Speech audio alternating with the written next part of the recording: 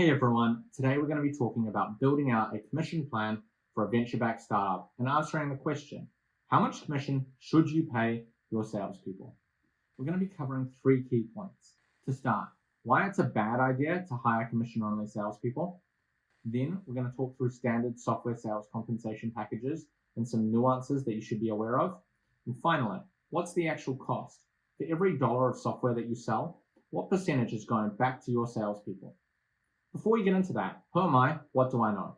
My name's Sam Marelich, and I run a New York-based recruiting agency called Next Venture. We focus exclusively on hiring B2B salespeople for venture-backed software-as-a-service companies. I've personally hired more than 120 salespeople at more than 30 startups over the last 6 years. So, why can't you hire commission-only salespeople? There are really two factors at play here. The reality is most commission-only salespeople aren't really employees. They're temporarily employed entrepreneurs. So it's a completely different psychological point of view. Secondly, you've got competition. I could reel off the big names. Salesforce, Oracle, SAP, Amazon, Google, all have thousands of salespeople. But more importantly for you, every SaaS startup that you're competing with for talent is offering a base salary. And that base salary is often upwards of $100,000 per year for someone with a handful of years of experience. Good salespeople are like good engineers. They have options. Look, if you've got one pool closes, a large number of warm inbound leads, and a very short sales cycle, sure, go for it. Hire the commission-only salespeople.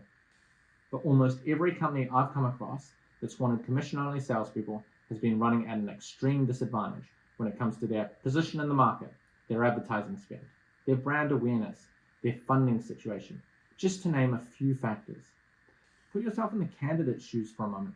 Why would you join a company with a whole lot of structural disadvantages when you could just not? So we're agreed. No commission-only salespeople. Which brings us on to the next question. How do we design a software sales compensation package that's competitive?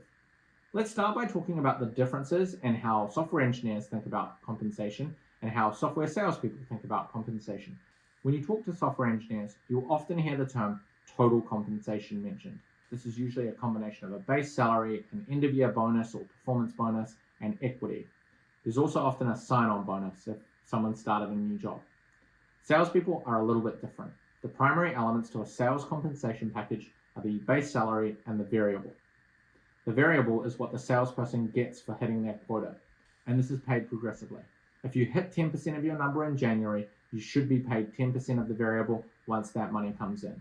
This isn't finance where the bonus comes at the end of the year, and you'll see commissions paid out quarterly, monthly, or sometimes bi-weekly with payroll. My advice for startups is as soon as that money comes in from the customer, hand it over to your salespeople. It's a real recruiting advantage, and it's also a major disadvantage if you hold on to that cash for months. People will leave employers over this.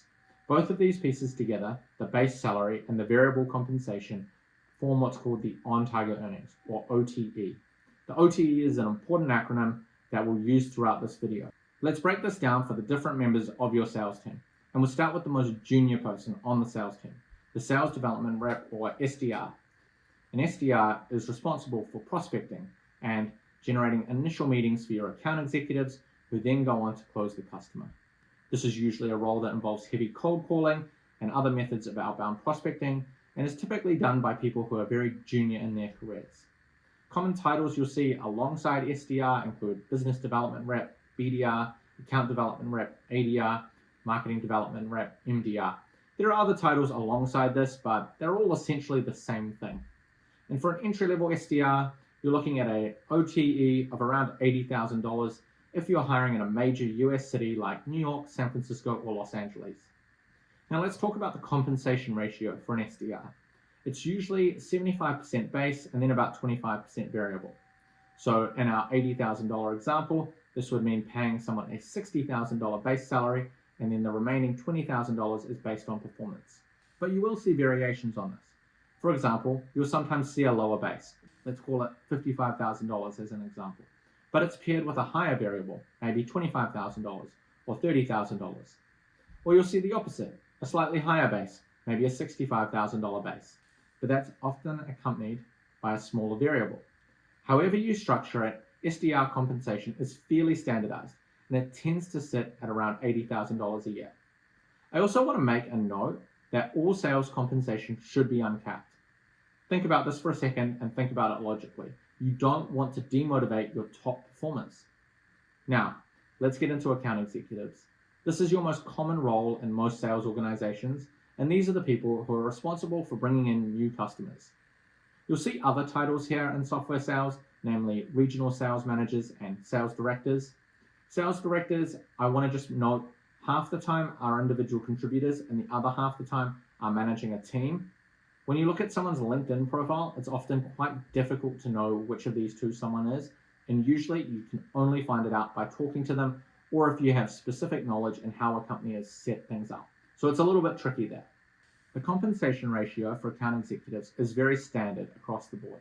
It's almost always 50-50 split between a base salary and a variable compensation piece. The one exception is when someone might be a first sales hire or they're doing something a bit experimental. Maybe they're bringing a new product to market or launching into a new territory, in which case they often get paid a little bit more on the base salary. But you don't want this to be too much on the base salary. So it's unusual to see a compensation plan which is more than, say, 60% base, 40% variable. After all, you want your salespeople motivated to sell. I also want to talk through just a few of the nuances with account executives when we talk about total cost. But before we do that, let's talk about our sales leaders. These are your directors of sales, VPs of sales, and chief revenue officers. Like account executives, these people usually have a 50-50 split between base and variable, but equity is going to be a much more important part of their compensation conversation. Equity is one of those things that really differentiates how salespeople talk about compensation and how engineers talk about compensation. Because engineers often talk about their compensation as cash plus stock-based compensation that accumulates in a total compensation number. Most salespeople think of equity as an additional but separate part of their compensation package. But it is still expected, although individual contributors in particular know that most of their compensation will be in the form of cash. I also want to mention sign-on bonuses, particularly for account executives. A sign-on bonus is usually actually a red flag because most companies are going to offer salespeople a ramp period. A ramp period is a few months where the salesperson is paid their full on-target earnings while they build a pipeline. You'll often see companies that offer sign-on bonuses don't offer ramp periods for salespeople, which is usually a significantly worse deal for them, unless of course you have an extremely short sales cycle. Now, let's talk about how much account executives are going to cost you. The range of titles within the world of account executives does vary, and it usually refers to the size of company that they sell into, and it has a direct correlation with the size of deal that they do and also the length of a sales cycle. An SMB account executive, for example, might have 100 plus accounts that they sell into, whereas a strategic account executive might be focused on 2 to 3 very large, often Fortune 50 or Fortune 100 companies. Regardless of the segment that the account executive is selling into, the general rule is their quota is 4 to 5 times what their on-target earnings is.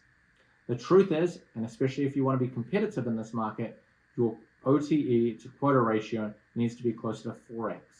So, in practical terms, if you want someone to sell $1 million of net new software this year, you need to expect to pay them around $250,000. And that's going to be split between a $125,000 base and a $125,000 variable. Now, if you're a B2B startup that is hiring your first salesperson, growing your existing sales team, or expanding your sales team into the United States, and you want help finding the best talent possible, go to the link below, go to yournextventure.co, and we can talk about working together.